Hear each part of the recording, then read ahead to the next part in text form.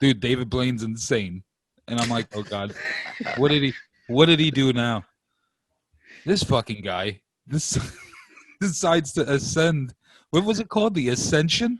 First of all right, you got to be a real fucking sicko to think about, let me tie myself to some Willy Wonka shit. Like, let me tie myself to a bunch of helium balloons and try to get up to 25,000 feet. Grab that rig of balloons, and I want to go floating all the way up into the sky.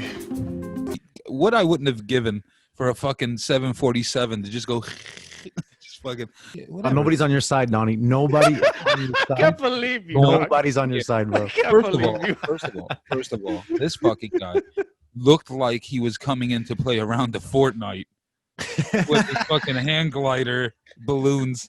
Oh, it was. I don't understand. If they don't make a fucking DavidBlaine Fortnite character now because of that, I'm gonna be so mad. This is an incredible stunt, and the idea was David Blaine 15 years ago, only 15 years ago, he said, I want to do the illusion of the little kid in the fantasy movies where, they just like grab a bunch of balloons and float away. So, all right, I'll let Donnie finish laughing. Go ahead. So what he did was he wanted to essentially, but here's the thing, when you do this with helium balloons, you're at the mercy of all the atmospheric conditions and all that crap. So it's not like a hot air balloon that you can control. So there's no controlling it. Once you're up there, you need the perfect everything. So that's how he did it. He had a bunch of weights attached to him, and he was letting him go little by little so that he can go ascending. First, he takes off. His daughter puts the last balloon on the harness. She puts her little pink balloon, like to say, "Daddy, this is mine." And then he hands her the first weight that essentially lets him start ascending slowly, right? Because he's weighted perfectly. That's awesome. He's weighted perfectly so that all he has to do is let go of like a 3-pounder, and then he'll start floating up slowly. And then they start calculating his ascension. He had an entire team on his ear. Like, this was some like NASA shit. This is crazy. You have about half the oxygen you do here on the ground up there above 18. We are at 19.4. Bro, do you understand that airplanes fly around 30,000? You make it so much funny. I'm gonna put you on a bunch of balloons. Go up there, see how you feel. Don won't float away. Don will not float away. Yeah, Dude, big ass. You need like you need like the movie Up from Disney. That's the amount of balloons you need to lift my fat ass up to 25,000 feet. Number one. Respect my authority. I want to know what makes this guy get up and be like, everyone know what to do today? I'm gonna. It doesn't matter. That's what he does, dog. Like, that's we can't understand that guy's fucking brain, but it's badass. Like, he had to bust his balls to do this. So let me get this straight. Donnie, you're a little older than us, just by a few years. But come on, we went through the Evel Knievel era. To me, that's weird. That's even crazier. Like, why? At least this is like, like, okay, like jumping 52 buses and breaking every bone in your body, which is pretty crazy. But all you have like a guy who wants to like see the entire Earth from 25,000 feet up while holding a bunch of balloons. It's the same shit. Well, I don't know. Now that I say it. Joe Rogan, Joe Rogan literally asked him, like, what is it that, like, that was one of his questions that he was like, what do you like about it? Like, how the fascination of pushing the human's biology to its limits, and then to limits that people didn't know existed. I admire the guy. I think he brings a lot to the table, and he's crazy. But man, I watched the entire thing live. I watched it since he gave his daughter the first weight, and she took it like as a souvenir, and then he went up slowly, and then he started dropping weights. Gets all the way to about 5,000 feet, and they're like, all right, now it's gotten real. Then they have to like coach him through the entire thing. He's never done the entire trick together. He's practiced putting on the parachute. He's practiced putting on the harness. He's practiced, doing certain things but he's never done it while all together. This is not something he's practiced together. Go. Great. Looks good. Great. You did a handle check, so you're good. Release the safety whenever you're ready.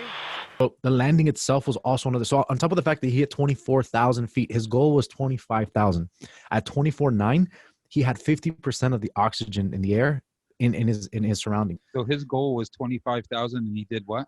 He dropped at 24.9 because he was starting to get that was the biggest worry of the whole trick. I want to call it a trick of the whole stunt, was that when you get up there, you become incoherent. You become really drunk.